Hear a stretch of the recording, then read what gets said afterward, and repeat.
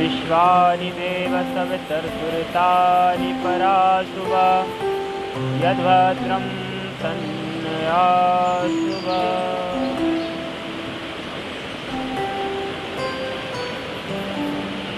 सभी हमारे अध्यात्म पथ के जो सहयात्री हैं उनको नमस्कार करता हूँ। जैसे कि पिछले कुछ दिनों से आप लोगों को यह जो आध्यात्म की यात्रा है उसके माध्यम से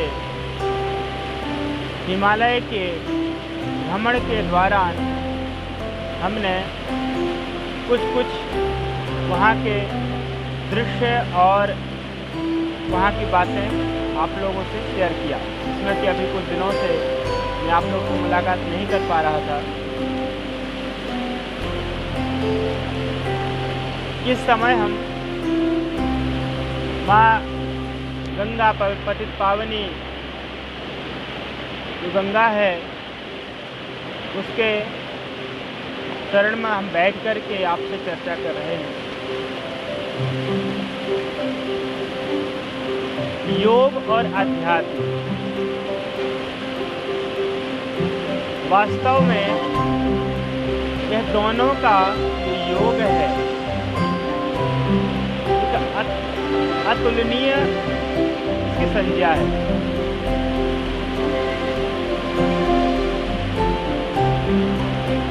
अब हम इस समय हिमालय के गणेश गंगा के समीप गणेशपुर नाम का एक छोटा सा कस्बा है, भगवान विश्वनाथ की नगरी के समीप हम यहाँ पर हैं। तो कुछ अपनी अनुभूतियाँ आप लोगों से शेयर करना चाहता हूँ।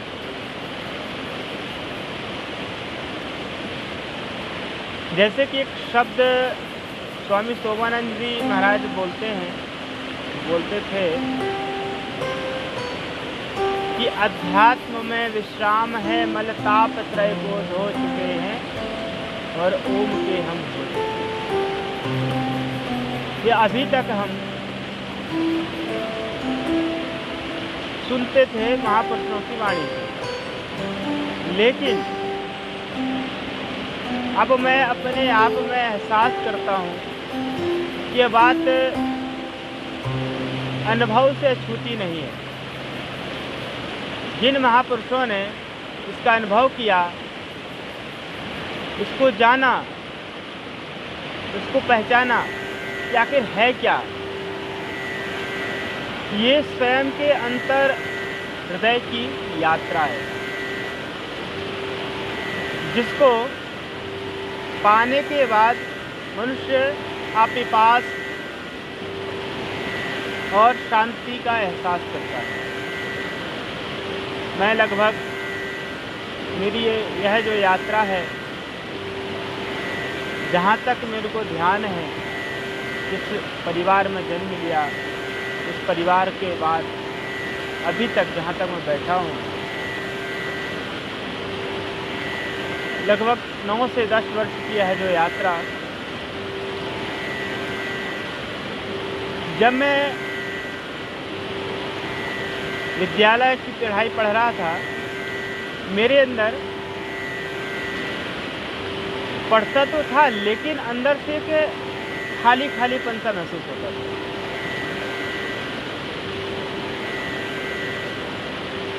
आखिर कुछ तो है कि इससे भी जो परे है। फिजिक्स पढ़ो, केमिस्ट्री पढ़ो, बायोलॉजी पढ़ो, सारे भौतिक विज्ञान को आप पढ़ लो, लेकिन कुछ तो है कि जो भौतिकता से परे है। तो है क्या चीज़? अब मेरे को एहसास होता है कि वास्तव में जिसको हम भौतिक अंतःकरण की यात्रा बोलते हैं, वह है वास्तविक अध्यात्म, ऐसा माना जाता है।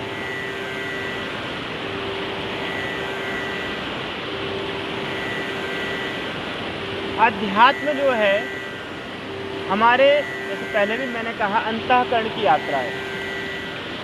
पिछले 1 वर्ष से मैं मन के ऊपर खूब काम कर रहा हूँ। बैठते उठते जागते सोते, जैसे गीता में भी कहा है कि पश्यन् शृण्वन् स्पृशन् जिघ्रन् गच्छन् स्वपंच स्वतन् प्रलपन् ग्रहणुन् विशन् विशन्नपि इंद्रियाणि इंद्रियार्थेषु वर्तन्ते विधारे। कि जो आध्यात्मिक यात्री है, जो ज्ञान मार्ग में चलने वाला व्यक्ति है, स्वाधीनता के मार्ग में आगे बढ़ने वाला जो साधक है, वह वास्तव में बैठता हुआ, चलता हुआ, सुनता हुआ अपने ही अंतःकरण में जागते हुए भी। बहुत सारे महापुरुषों का अनुभव भी है जागने के विषय में। जागते हुए रहो, जागो। इसलिए वो हमारे उपनिषद भी कहते हैं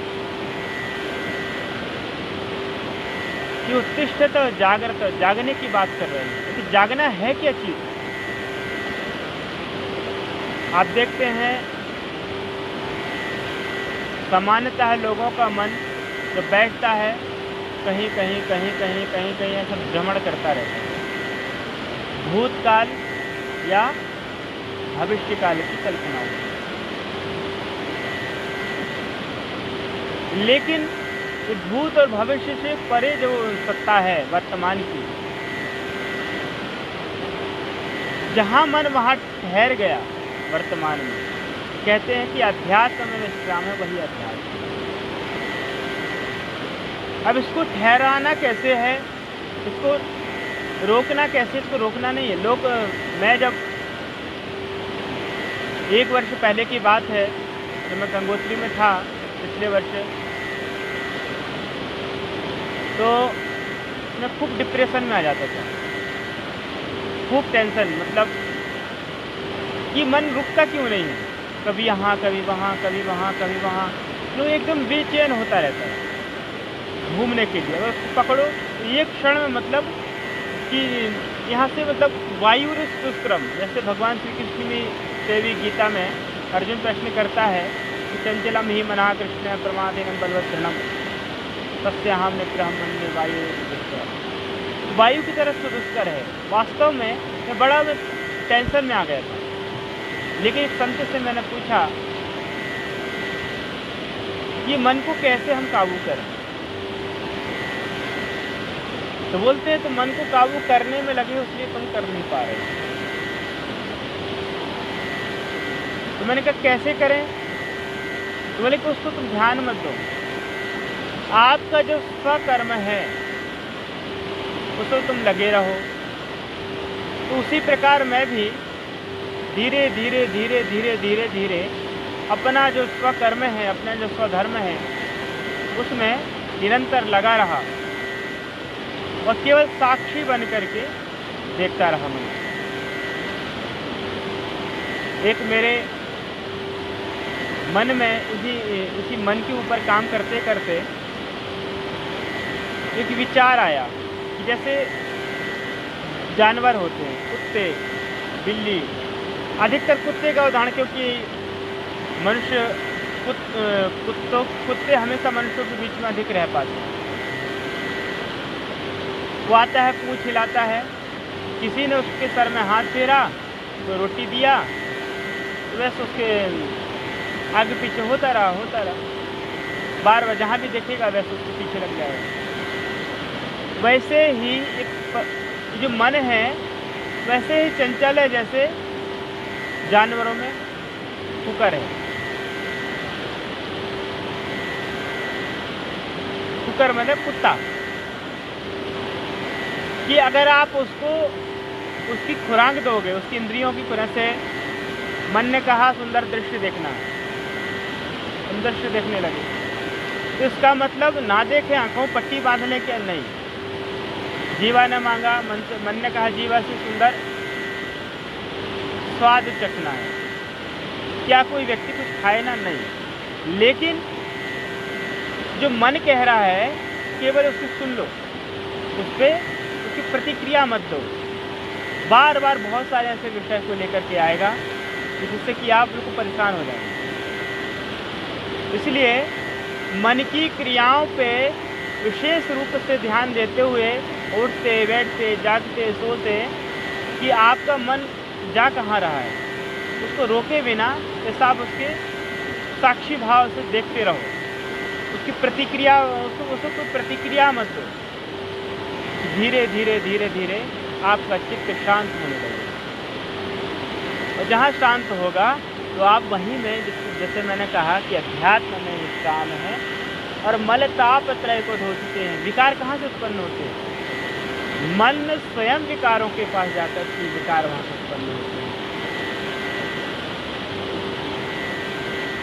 इसलिए मन जहाँ जा रहा है वहाँ उसको जाने दो, लेकिन आप इतने जागरूक रहो, इतने सजग रहो कि उसमें जो विकार आ रहे हैं, क्लिष्ट और अक्लिष्ट, धारणीय और अधारणीय जो विचार हैं, उन पे विशेष रूप से आप साक्ष्य होकर के आप तटस्थ भाव से देखेंगे तो आपका मन धीरे धीरे धीरे धीरे शांत होने लगेगा।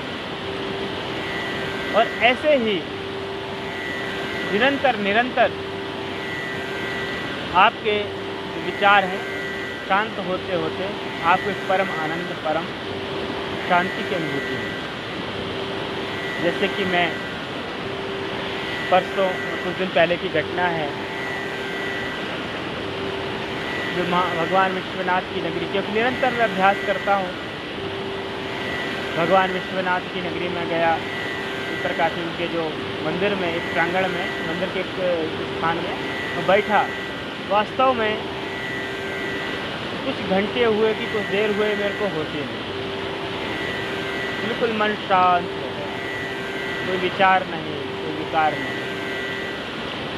तो ऐसी अनुभूति पहली बार हुई, लेकिन कैसे?